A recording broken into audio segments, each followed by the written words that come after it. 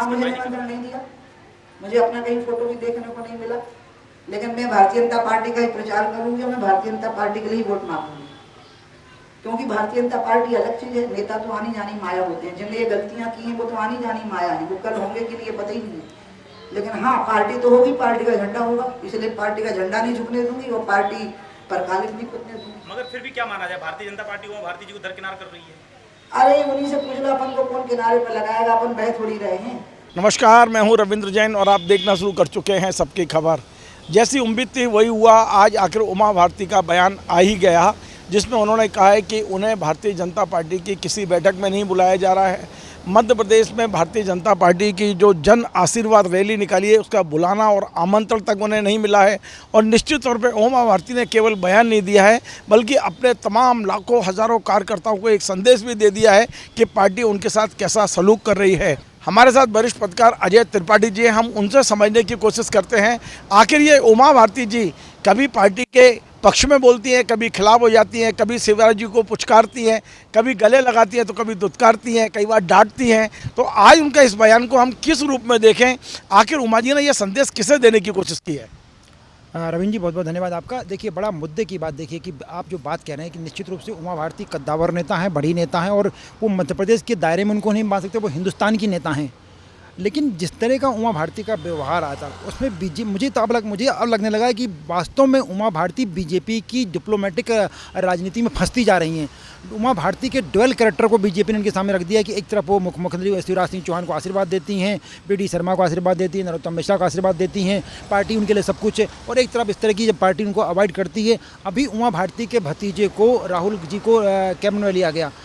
पहली बार शिवराज सिंह चौहान ने 2005 में शिवराज सिंह सीएम बने थे और 2023 में कई बार कैबिनेट का रिसफल हुआ। हमने तमाम कोशिशें की, तमाम देखे, लेकिन आज तक तमाम दावों के बावजूद पहली बार के किसी भी विधायक को मंत्री नहीं बनाया गया। उमा भारती के भतीजे राहुल को पहली बार का विधायक होने के बावजूद भी चलते चलते मंत्री का दर्जा दिया गया, मंत्री बना दिया गया, और उसको स्वतंत्र प्रभार भी 2 विभागों का दिया गया है, राज्य मंत्री का दर्जा भी दिया गया है। तो आप ये मान के चलिए कि बीजेपी एक ऐसा गेम खेल रही है जिसमें खुद उमा भारती उलझ रही हैं, और जब तक उमा भारती जिस तरह उलझ रही हैं, ऐसे में वो जो मैसेज हर बार जाता था उनके समाज को, उनके वोट बैंक को, उसको बीजेपी अपने आप में तोड़ देगी।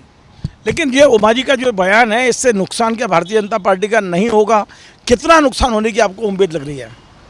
देखिए, मेरा व्यक्तिगत आकलन है कि उमा भारती जब मैदान में होती हैं, रिएक्ट करती हैं, तो उसका नुकसान तो होता है, पर बीजेपी ये जानती है कि उमा भारती को पूरी तरह मैनेज कर पाना बहुत मुश्किल काम है। और ऊपर से लेकर, मैं कहूँ, नरेंद्र मोदी, अमित शाह से लेकर नीचे तक उमा भारती की मुखालफत है, और ऐसे में उमा भारती को नुकसान न कर पाए, इसलिए बीजेपी ये डैमेज कंट्रोल सिस्टम कर रही है और अपनी डिप्लोमेटिक राजनीति में उनको फंसा रही है। और ऐसे में उमा भारती के बयान का जितना नुकसान बीजेपी को होना चाहिए था उतना अब नहीं होगा, ये पार्टी ने तय कर लिया है। आखिर उमा भारती चाहती क्या है? ये जो बयानबाजी, कभी शराब का मुद्दा, कभी गाय का मुद्दा, मतलब बहुत सारे ऐसे मुद्दे वो लेके आती हैं, फिर शांत हो जाती हैं, वो अचानक शांत हो जाती हैं। नहीं, ये तो आज की बात नहीं है। हम तो 2000 जब से उमा जी को जानते हैं तब से आज तक नहीं समझ पाया कोई भी व्यक्ति को उमा भारती चाहती क्या है। जब वो सांसद बनी पहली बार, फिर खजुराहो से लड़ी चुनाव, वो खजुराहो को छोड़ करके वो भोपाल आ गई। ये मैसेज सुरेश पचौरी उस समय से उन्होंने देने की कोशिश की कि उमा भारती वहाँ हार रही थी, जबकि खजुराहो में आराम से जीत रही थी। तो उमा भारती अपने आप को कन्फ्लिक्ट कर लेती हैं, कन्फ्यूज़ कर लेती हैं, और उनका जो पूरा ऑरा है, जो ऑरा उनका खुद का एक राजनीतिक ऑरा है, उससे हट के वो बातें करती हैं।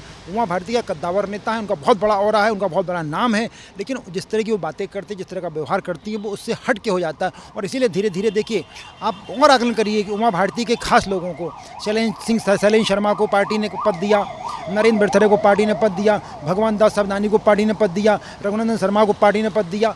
पार्टी धीरे धीरे उमा के हाथ, पांव, नाक, कान जो कहे जाते सबको तोड़ती जा रही है। और ऐसे में जो आप बात कह रहे थे कि इसके बाद और राहुल को मंत्री बना दिया, तो ऐसे में क्या आपको, मुझे नहीं लगता है कि उमा भारती का ऑरा बहुत बड़ा कोई खेल पा पाए। और यही बीजेपी की रणनीति है कि उमा भारती को जिंदा रखते हुए उनको राजनीतिक रूप से मार दिया जाए, ये उनकी सबसे बड़ी रणनीति है, उसमें उमा भारती फंसती जा रही है। एक और बड़ा सवाल ये है अजय जी कि मध्य प्रदेश में लोधी समाज बहुत सारी सीटों पर प्रभाव डालता है, और मोटे तौर पर देखा जाए कि लोधी समाज के 2 बड़े नेता हैं, एक प्रहलाद पटेल है और एक उमा भारती हैं।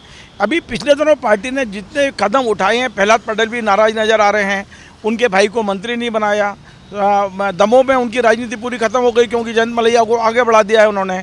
ऐसे कई कदम उठाए हैं, प्रदेश अध्यक्ष का नाम छप गया अखबारों में, उसके बाद प्रदेश अध्यक्ष नहीं बनाया उनको। तो अब क्या लगता है कि लोधी समाज, क्या लोधी नेतृत्व ही खत्म कर दिया बीजेपी ने? उमा भारती को अलग थलग कर दिया, प्रहलाद पटेल को भी कहीं ना कहीं उसको बिल्कुल बर्फ में लगा दिया है। तो लोधियों के नेता के नाम पर अब मध्य प्रदेश में कौन नजर आता है आपको? देखिए, पर आपकी बात से मैं सहमत हूँ। बीजेपी उस गेम में अलग ढंग का होता है, हमको जो सतही तौर पे दिखता है वैसा एक्चुअल में नहीं होता। ये उमा जी और प्रहलाद जी दोनों बीजेपी को बहुत अच्छे, कि बीजेपी के संस्थापक लोगों में शामिल हैं, तो बहुत बेहतर समझते हैं। उमा जी और भी प्रहलाद पटेल हों या जालम सिंह पटेल हों या जितने भी लोग हैं, ये जान रहे हैं कि ये बीजेपी नए तरीके की है। अगर इनका विरोध बहुत हाई लेवल पर गया तो एक नया नेतृत्व लोधियों में खड़ा करके लोधी फैक्टर को, लोधी वोट बैंक को बांटने की कवायद बीजेपी कर रही है और उसमें बीजेपी धीरे धीरे सक्सेस हो रही है। एक आखिरी सवाल मेरा यह है कि आखिर अब उमा भारती ने आज एक घोषणा और कर दी है। अभी मैंने देखा आज तक चैनल पे कि 2024 का मैं चुनाव लड़ूंगी। जिस तरह का माहौल बन गया है, क्या मध्य प्रदेश में मई आने वाला है? क्या आपको लगता है कि नरेंद्र मोदी यहाँ से उनको टिकट देंगे किसी सीट पे? क्योंकि उनकी जो परंपरागत सीट है वहाँ से पहले से ही BD शर्मा हैं। कौन सी सीट वो तलाशेंगी? भोपाल से भी रहे हैं, लेकिन भोपाल में भी बहुत मुश्किल लग रहा है। आपको लगता है 2024 का चुनाव बीजेपी लड़ाई मध्य प्रदेश से उन्हें? देखिए सर, हम फिर वही मैं आपसे कह रहा हूँ कि उमा भारती, प्रहलाद पटेल ये इतने बड़े ऑरा वाले नेता हैं कि बीजेपी चाह कर भी इनके खिलाफ कुछ नहीं कर पाती। इसलिए सबसे पहले बीजेपी इनके ऑरा को खत्म कर रही है, इनके आभा मंडल को खत्म कर रही है और धीरे धीरे सीधे सीधे शब्दों में बोले इन्हें कमजोर किया जा रहा है, स्वाभाविक रूप से, राजनीतिक रूप से कमजोर किया जा रहा है। हाँ, स्वाभाविक रूप से उमा भारती, प्रहलाद पटेल, इन लोधियों को राजनीतिक रूप से कमजोर किया जा रहा है। उनका विकल्प खड़ा के प्रहलाद लोधी को कैबिनेट मंत्री का दर्जा देना, राहुल लोधी को मंत्री बनाना, प्रीतम लोधी को टिकट देना 3 महीने पहले, ये सारी कवायद चल रही है। और ऐसी कवायद के बीच में ये तय है कि उमा भारती टिकट, पिछली बार उन्होंने कहा था मैं चुनाव लड़ूंगी, लेकिन भारतीय जनता पार्टी का जो शीर्ष नेतृत्व है, जिसने कि जो आज भी कांग्रेस आरोप लगाती कि इसने लालकृष्ण आडवाणी को अलग कर दिया, उसने मुरली मनोहर जोशी को अलग कर दिया, उसने सिकंदर बख्त को अलग कर दिया, उसने वेंकैया नायडू को अलग कर दिया, उसने सुषमा जी को कहाँ से कहाँ पहुँचा दिया था, उसने अरुण जेटली जी को कहाँ से कहाँ पहुँचा दिया। उसके उमा भारती अगर चिंता के वैसे होंगी, मुझे नहीं लगता है। उमा भारती का कहीं ना कहीं अब कोई ना कोई विकल्प होगा, प्रहलाद पटेल का कोई विकल्प होगा, और मध्य प्रदेश में ये जो लोधी समाज की राजनीति है वो एक नई तरह के नए क्लेवर में आगे दिखाई दे। तो आप आश्चर्य मत करिए। आपको हमारा ये कार्यक्रम पसंद आए, आप इसे शेयर करें, लाइक करें, कमेंट करें, और आपसे बार बार निवेदन है हमारे इस चैनल को सब्सक्राइब अवश्य करें। धन्यवाद।